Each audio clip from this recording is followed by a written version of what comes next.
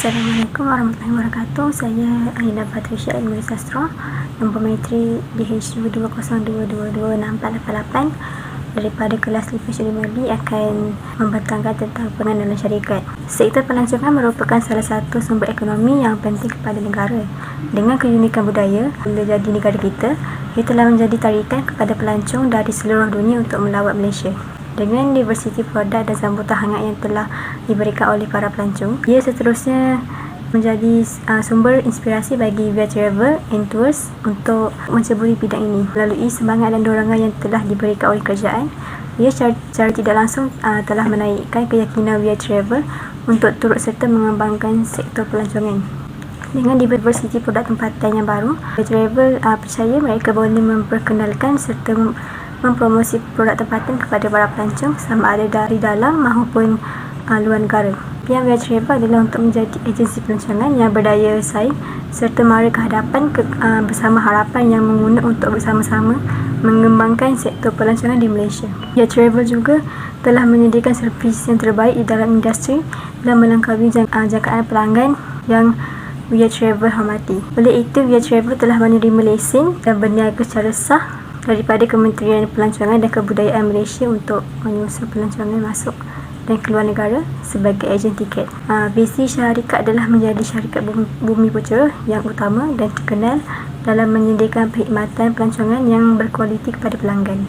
Sepanjang syarikat beroperasi sebagai agensi pelancongan, syarikat Via Travel telah menghadapi masalah kerana suatu hari syarikat Via Travel telah melantik seorang mutawif untuk membawa dan menguruskan perjalanan jemaah, dan syarikat tidak akan mengenakan sebarang pembayaran kepada mutawif berikutan mereka ditanggung sepenuhnya oleh syarikat atau disebut sebagai free of charge. Namun mutawif yang dilantik itu mengambil kesempatan sebagai peluang untuk memohon membawa isterinya bersama-sama. Syarikat tidak boleh memenuhi permintaan itu kerana perlu menanggung kos pembayaran sebanyak RM4,000 untuk seorang mutawif. Mutawif itu kemudiannya menginginkan harga pakej yang sama sepertinya untuk isterinya, sedangkan harga pakej asal umrah untuk seorang adalah sebanyak RM7,000. Kemudian syarikat tidak bersetuju kerana situasi ini akan menyebabkan mereka memperolehi keuntungan yang sedikit dan boleh menyebabkan kerugian kerana syarikat perlu menanggung baki bayaran yang selebihnya iaitu sebanyak RM3,000. Syarikat memberikan penawaran kepada mutawif bahawa dia perlu membawa minimum 40 orang jemaah supaya syarikat tidak rugi dan stabil apabila menanggung kos untuk isterinya dan memberikan harga pakej yang sama sepertinya. Penawaran yang seterusnya pula adalah mutawif tidak akan mengambil sebarang keuntungan. Contohnya, syarikat akan mengambil untung sebanyak RM500 daripada RM7,000, maka mutawif itu hanya perlu membayar pakej sebanyak RM6,500 sahaja untuk isterinya. Walaupun tidak mendapat harga pakej yang sama sepertinya, namun jauh lebih murah berbanding harga pakej yang asal. Berdasarkan penyelesaian konflik yang telah dipelajari, iaitu daripada perspektif barat daripada Thomas Gilman, situasi konflik yang dihadapi oleh syarikat Via Travel ialah pihak mutawif menginginkan sesuatu yang dapat memberikan faedah dan keuntungan kepadanya. Namun pihak syarikat tidak bersetuju dengan keinginan pihak mutawif kerana ini akan menyebabkan risiko kepada syarikat yang akan menanggung kerugian untuk menanggung baki bayaran yang selebihnya iaitu sebanyak RM3,000 dan berkemungkinan juga akan memperolehi keuntungan yang sedikit. Punca daripada terjadinya konflik ini adalah kerana satu pihak saja iaitu pihak mutawif sahaja yang akan mendapat faedah dan keuntungan, manakala pihak syarikat tidak akan mendapat apa-apa keuntungan, malahan risiko mendapat kerugian menyebabkan pihak syarikat tidak bersetuju dengan apa yang diinginkan oleh pihak mutawif. Bagi mengelakkan konflik ini daripada lebih teruk dan akan menjejaskan pada masa akan datang, terdapat 5 gaya dan strategi pengurusan konflik daripada teori model 2 dimensi oleh Thomas Gilman. Gaya dan strategi yang sesuai untuk digunakan bagi konflik ini adalah strategi berkompromi.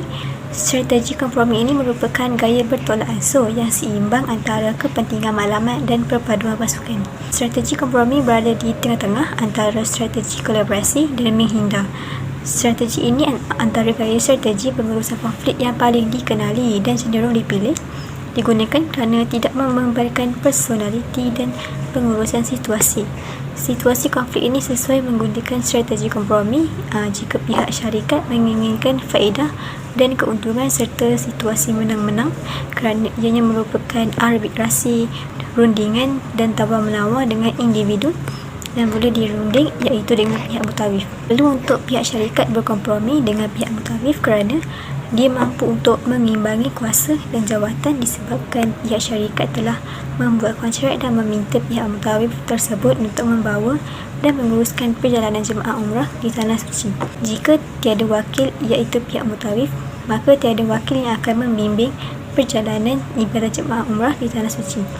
Jika pihak syarikat membatalkan kontrak dengan pihak mutawif tersebut sebagai wakil yang akan membimbing perjalanan ibadah jemaah umrah, sukar untuk mencari mutawif yang lain dalam tempoh di mana pihak syarikat sibuk untuk menguruskan dokumen-dokumen berkenaan jemaah, menghubungi dan berurusan dengan pembekal-pembekal di Tanah Suci, menyediakan tentatif perjalanan jemaah umrah di Tanah Suci dan lain-lain keperluan. Pihak syarikat tidak akan mempunyai waktu yang mencukupi untuk menguruskan hal dan masalah baru dalam organisasi. Pihak staf dan pekerja pula harus menambah tugas kerja mereka dengan perlu mencari mutawif yang lain untuk membuat kontrak baru. Pihak syarikat juga perlu menjaga reputasi mereka jika terus membatalkan kontrak dengan pihak mutawif tersebut tanpa budi bicara, memandangkan pihak mutawif tidak menimbulkan sebarang unsur pemaksaan, ugutan dan kekerasan. Orang ramai akan menganggap syarikat Via Travel tidak mempunyai sebarang belas kasihan dan membuat keputusan dengan melulu. Menolak untuk situasi menjadi semakin rumit dan akan menjejaskan kerana kepentingan maklumat harus diteruskan dan dalam pada masa yang sama perpaduan dan hubungan perlu dijaga. Pihak syarikat perlu berkompromi dengan pihak mutawif sebagai jalan penyelesaian yang sesuai di mana sebagainya dapat memuaskan hati kedua-dua belah pihak. Pada strategi kompromi ini, terjadi kesepakatan antara kedua-dua belah pihak seperti yang dicadangkan oleh pihak syarikat kepada pihak mutawif bahawa dia perlu membawa minimum 40 orang jemaah supaya syarikat tidak rugi dan stabil apabila menanggung kos untuk isterinya dan memberikan harga pakej yang sama sepertinya. Penawaran yang seterusnya pula, pihak mutawif tidak akan mengambil sebarang keuntungan. Jika pihak syarikat tidak mahu membuat situasi semakin rumit dan berlanjutan yang dapat menjejaskan pada masa akan datang dan pihak mutawif menginginkan harga pakej yang sama sepertinya untuk isterinya, kedua-dua pihak terpaksa bertolak ansur dan mengorbankan kepentingan masing-masing untuk menerima faedah yang telah ditetapkan. Ianya berkonsepkan I win part dan I lose part. Ada juga yang menamakannya sebagai konsep give and take. Ini bermakna tetap berlakunya situasi menang dan menang berbanding dengan strategi bekerjasama. Strategi kompromi tidak cenderung kepada kepuasan hasil kedua-dua pihak, tapi lebih memutuskan memilih yang lebih baik sekaligus tidak membiarkan keadaan menjadi lebih buruk. Sekalipun keberhasilan dan keuntungan diri tidak diperolehi, tetapi keuntungan kepada organisasi didapati dan diperolehi. Pihak mutawif juga perlu akur dengan penawaran yang diberikan oleh pihak syarikat jika tidak ingin dibatalkan kontraknya. Jika dia masih menimbulkan sebarang unsur pemaksaan, ugutan, kekerasan dan lain-lain kelakuan yang boleh menyebabkan reputasinya sebagai mutawif rosak sehingga tiada mana-mana agensi pelancongan umrah yang ingin membuat kontrak dan mengambilnya sebagai wakil pembimbing perjalanan ibadah jemaah umrah. Walaupun penawaran yang terakhir tidak benar-benar menepati apa yang diinginkannya, namun ianya jauh lebih murah dan berbaloi berbanding harga pakej asal. Malahan pihak mutawif dapat pergi ke Tanah Suci bersama isterinya sama seperti apa yang dikehendaki. Hasil daripada strategi kompromi ini, ianya dapat memuaskan hati kedua-dua pihak yang terlibat di mana syarikat dapat menumpukan tugasan dalam menguruskan dokumen-dokumen berkenaan jemaah umrah, menyediakan jadual penerbangan bagi jemaah umrah, menghubungi dan berurusan dengan pembekal-pembekal di Tanah Suci bagi menyediakan kemudahan kepada jemaah umrah di Tanah Suci, menyediakan tentatif perjalanan jemaah umrah di Tanah Suci dan lain-lain keperluan. Pihak syarikat juga tidak perlu khawatir tentang ketidakpastian mutawif yang akan membimbing perjalanan ibadah jemaah umrah di Tanah Suci.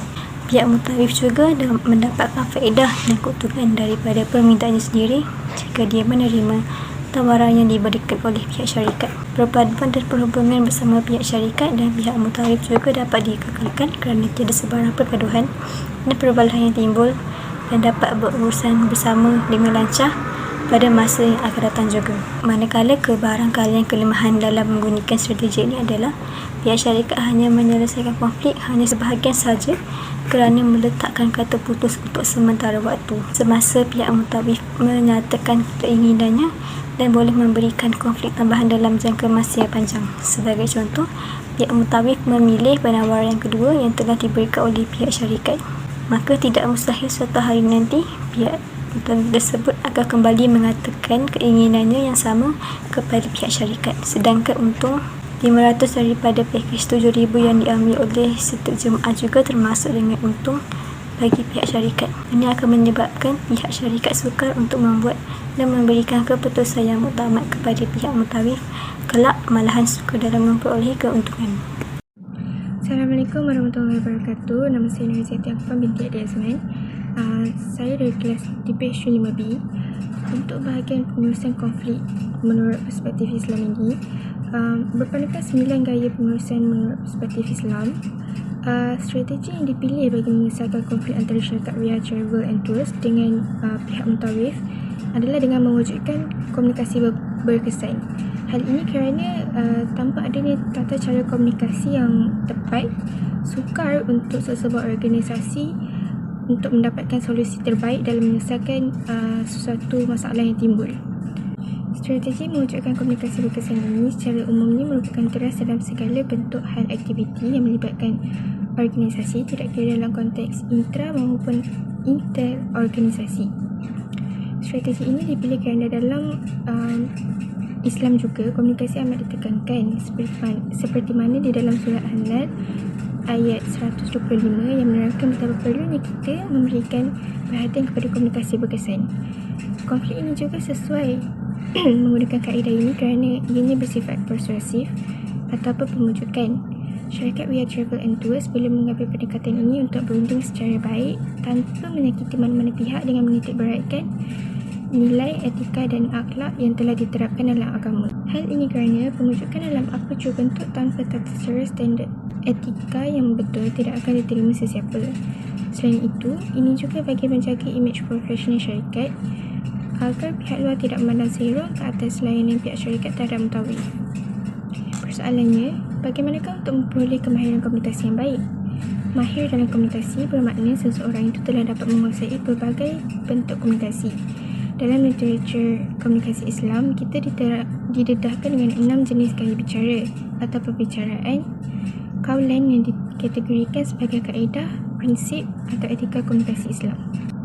Komunikasi Islam yang berkesan adalah komunikasi yang menerapkan prinsip pembicaraan seperti kaulan karimah atau perkataan yang mulia.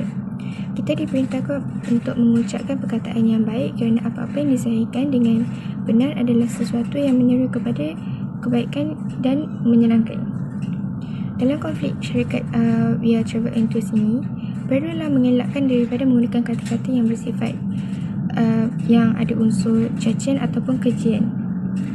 Walaupun hal ini sering dianggap remeh, namun Islam sangat mencegah sebarang bentuk yang bersifat penghinaan. Hal ini kerana komunikasi yang melibatkan sesuatu yang sia-sia adalah tidak berbaloi dan boleh mengundang permusuhan antara syarikat dan mutawif yang sepatutnya saling bekerjasama dalam menguruskan jemaah serta ianya merosakkan kestabilan dan keharmonian hidup bermasyarakat. Selain itu, antara kriteria komunikasi berkesan lain adalah dengan menggunakan komunikasi berdepan sesuai yang dikategorikan dalam 6 jenis kaedah Islam, iaitu kaulan balighah ataupun bermaksud tepat sasaran dan mudah dimengerti. Syarikat Riyadh Travel and Tours haruslah menjalankan perbincangan dengan pihak mutawif secara terbuka atau berdepan atau terus menerus supaya butiran dan arahan yang ingin disampaikan itu jelas dan tepat. Ini juga bagi mengelakkan salah faham lah. Oleh yang demikian, komunikasi yang baik haruslah bermula dengan pemimpin atau pengurus dalam syarikat tu, kerana mereka inilah tunjang utama yang akan memberi kesedaran dan kefahaman kepada kaki tangan di bawah agar budaya sesebuah organisasi yang cemerlang dapat dibentuk.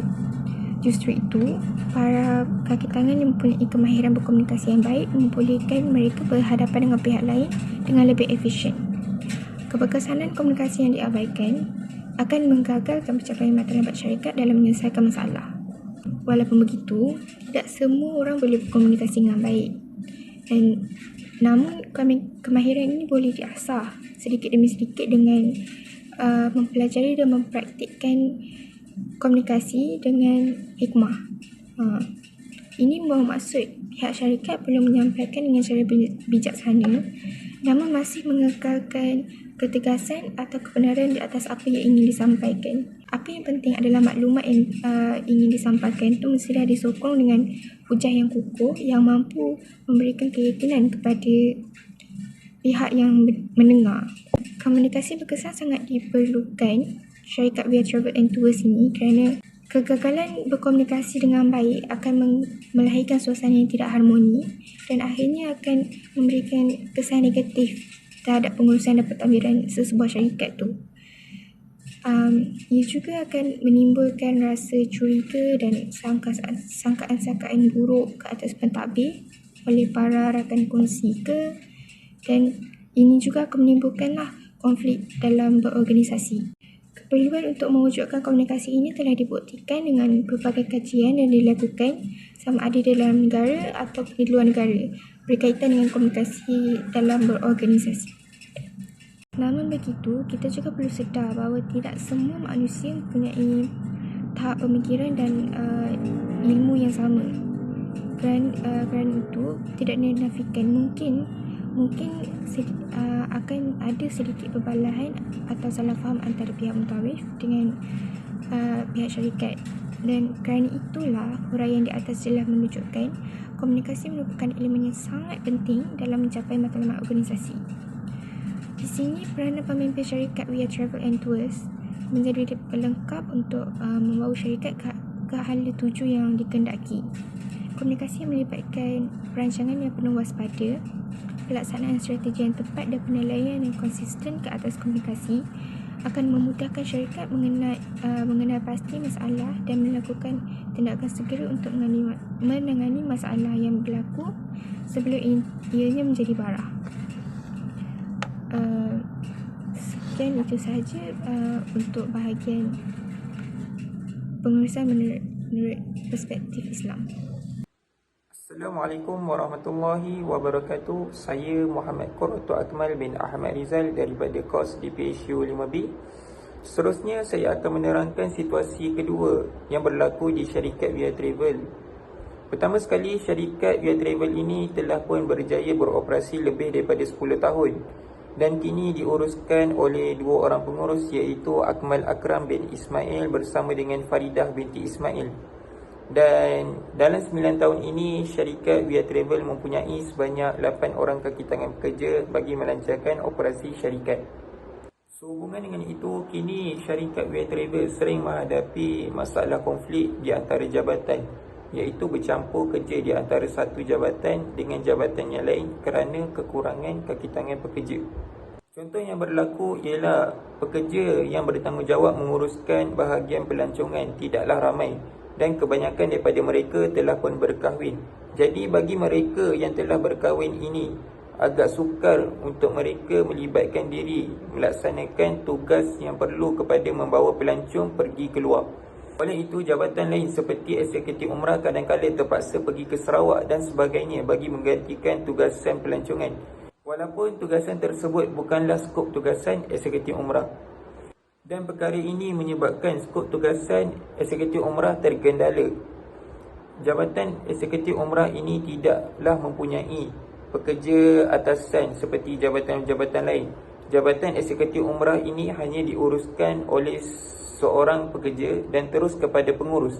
Sekiranya ada jabatan lain yang menggantikan skop tugasan eksekutif umrah, terdapat beberapa skop kerja yang mereka tidak mahir untuk menyelesaikannya dan tidak dapat merujuk orang atasan kerana eksekutif umrah hanya diuruskan oleh seorang pekerja sahaja.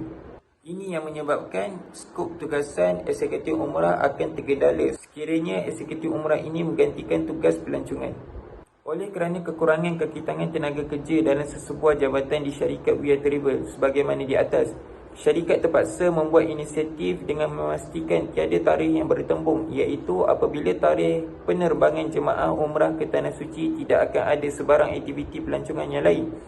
Sekiranya terdapat pertembungan juga, syarikat terpaksa menyerahkan kepada jabatan yang tidak ada kaitan dengan umrah seperti eksekutif web, reka grafik untuk keluar membawa pelancong walaupun ia memang tidak ada kaitan dengan tugas tersebut.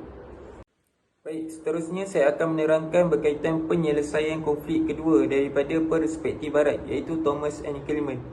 Berdasarkan situasi konflik kedua yang telah saya terangkan sebentar tadi, iaitu berlakunya pencampuran kerja di antara satu jabatan dengan jabatan yang lain. Sebagai contoh, jabatan eksekutif umrah perlu menggantikan tugas bagi jabatan pelancongan sebagaimana yang telah dinyatakan. Namun, pergantian tugas tersebut mengakibatkan tugas bagi jabatan eksekutif umrah akan tertangguh. Hal ini kerana jabatan lain tidak dapat menggantikan tugas jabatan umrah kerana terdapat beberapa skop kerja yang mereka tidak mahir dan tidak ada tempat bagi mereka untuk merujuk perkara tersebut kerana eksekutif umrah hanya diuruskan oleh seorang pekerja sahaja dan terus kepada pengurus. Konflik ini berlaku kerana kekurangan kaki tangan pekerja serta tidak ada kesepakatan bagi setiap jabatan untuk mengambil tahu tugas-tugas jabatan lain agar mahir dalam setiap tugas serta dapat menggantikannya apabila diperlukan. Bagi mengelakkan konflik ini berlaku dengan lebih teruk serta menjejaskan keharmonian di dalam pekerja di syarikat We Are Travel, terdapat 5 gaya dan strategi pengurusan konflik daripada teori model 2 dimensi oleh Thomas and Kellerman untuk menyelesaikan konflik. Gaya yang sesuai digunakan bagi menyelesaikan konflik kedua yang terjadi di syarikat We Are Travel ini ialah strategi kolaborasi, iaitu permuafakatan. Gaya penyelesaian konflik kolaborasi seperti mana yang dinyatakan oleh Thomas and Kellerman melibatkan keberanian dan kerjasama yang tinggi. Ini adalah pendekatan di mana individu atau pihak yang terlibat dalam konflik bekerjasama secara aktif untuk mencari penyelesaian yang memuaskan semua pihak. Kolaborasi dijalankan dengan menyepadukan idea yang ditetapkan oleh ramai orang. Matlamatnya adalah untuk mencari penyelesaian kreatif yang boleh diterima oleh semua pekerja syarikat. Situasi konflik kedua ini sesuai menggunakan strategi kolaborasi untuk mendapatkan kerjasama bagi setiap kaki tangan tenaga kerja dalam setiap jabatan agar pekerja-pekerja mahir dalam semua tugas di syarikat We Are Travel dan mengelakkan daripada terus berlakunya konflik serta mengekalkan keharmonian dalam syarikat. Oleh itu, perlu bagi setiap pekerja dalam setiap jabatan di syarikat We Are Travel untuk berkolaborasi antara satu sama lain dengan cara bekerjasama yang tinggi, melibatkan usaha bersama untuk mencapai pemahaman yang mendalam tentang kepentingan dan keinginan masing-masing, dan pihak yang terlibat dalam syarikat hendaklah bersedia berkongsi informasi awal yang diperlukan bagi menyelesaikan tugas dalam setiap jabatan di syarikat We Are Travel.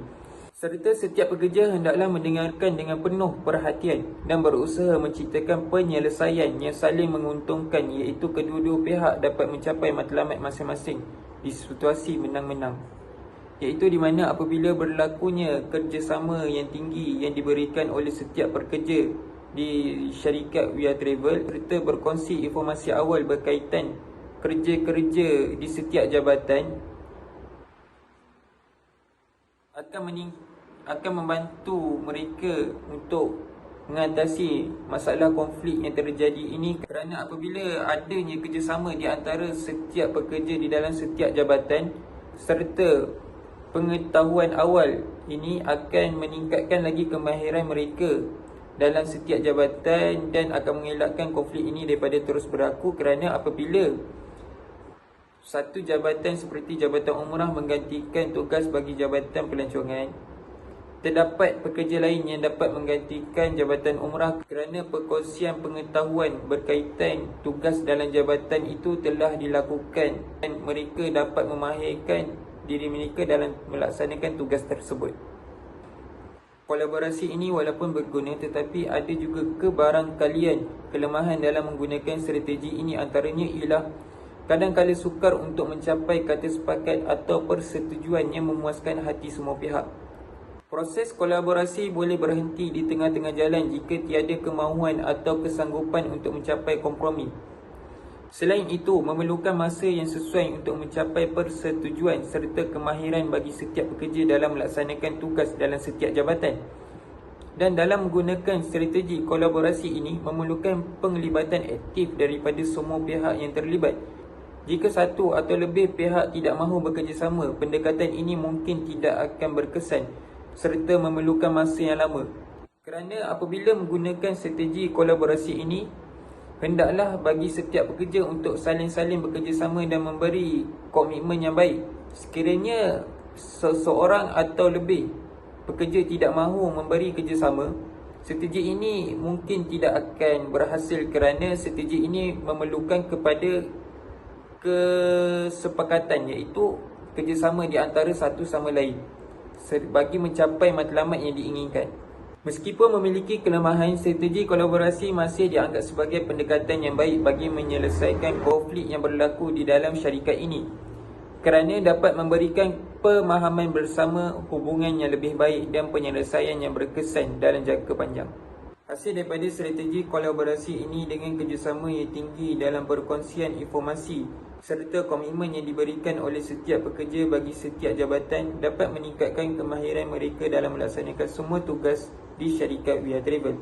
Dengan ini dapat memberikan kepuasan bagi setiap ahli syarikat kerana dapat mengelakkan konflik ini dari terus berlaku seperti tertangguhnya kerja. Sebagai contoh, apabila Jabatan Umrah menggantikan tugas Jabatan Pelancongan, tugas Jabatan Umrah juga dapat dilaksanakan oleh pekerja dalam jabatan lain kerana telah wujud kerjasama dan kemahiran bagi setiap pekerja. Demikian itu dapat mengekalkan keharmonian dalam syarikat serta syarikat We Are Travel akan terus dapat beroperasi dengan lancar. Assalamualaikum warahmatullahi wabarakatuh. Saya Nur Ainati binti Rahman daripada DPH 5B. Saya akan menerangkan tentang bahagian penyelesaian konflik daripada perspektif Islam. Kami mengambil strategi menghormati dan mengenali antara satu sama lain untuk mencapai keharmonian dalam masyarakat. Seperti mana yang kita tahu, syarikat We Are Travel itu mempunyai situasi di mana mereka mempunyai konflik di antara satu pekerjaan yang tidak mencukupi staf. Oleh itu, dengan menggunakan strategi hormat dan mengenali antara satu sama lain dapat menghormati dan mengiktiraf orang lain, belum menjadi komitmen berterusan dalam setiap interaksi dan persekitaran. Oleh itu juga konflik tersebut dapat menggalakkan persekitaran kerja atau persekitaran sosial yang inklusif dan mesra terhadap perbezaan, serta menciptakan budaya kerja yang inklusif, produktif dan menginspirasikan. Strategi menghormati dan mengenali orang lain ini juga dapat menggalakkan persekitaran kerja atau persekitaran sosial yang inklusif dan mesra terhadap perbezaan. Dan akhir sekali, konflik daripada perspektif Islam melalui strategi menghormati dan mengenali antara orang lain adalah dapat mewujudkan dasar dan amalan yang menyokong equity dan kemasukan daripada pelbagai pihak, terutama di antara pihak atasan dan pihak staf. Baik, akhir sekali ialah kesimpulan dan cadangan penambahbaikan. Kesimpulannya, daripada tugasan yang kami laksanakan ini, kami memperoleh banyak pengetahuan baru. Antaranya ialah kami dapat bertukar pendapat, idea dan pandangan bersama ahli kumpulan mengenai strategi dan gaya bersesuaian menyelesaikan konflik. Selain itu, kami juga dapat berinteraksi dengan baik sesama dengan ahli kumpulan dan sesi temu bual bersama dengan wakil syarikat juga berjalan dengan lancar. Selain itu, kami juga dapat menambah ilmu pengetahuan yang lebih mendalam dalam mengaplikasikan strategi yang kami gunakan. Dan bagi cadangan penambahbaikan, penting untuk pihak syarikat mengetahui cara untuk mengawal dan menyelesaikan konflik yang berlaku sama ada di kalangan staf, jabatan lain, orang luar maupun bersama syarikat luar daripada berlanjutan supaya tidak menjejaskan aktiviti organisasi syarikat. Penyelesaian sementara juga boleh dilakukan jika situasi konflik yang berlaku adalah besar. Cukup sukar dan rumit untuk ditangani dalam tempoh waktu yang terdekat dan kata putus perlu dinyatakan dalam tempoh waktu yang sama. Itu sahaja daripada kumpulan kami. Segala yang baik daripada Allah SWT dan segala salah dan silap daripada diri kami sendiri. Sekian, wabillahi taufiq. Wassalamualaikum warahmatullahi wabarakatuh.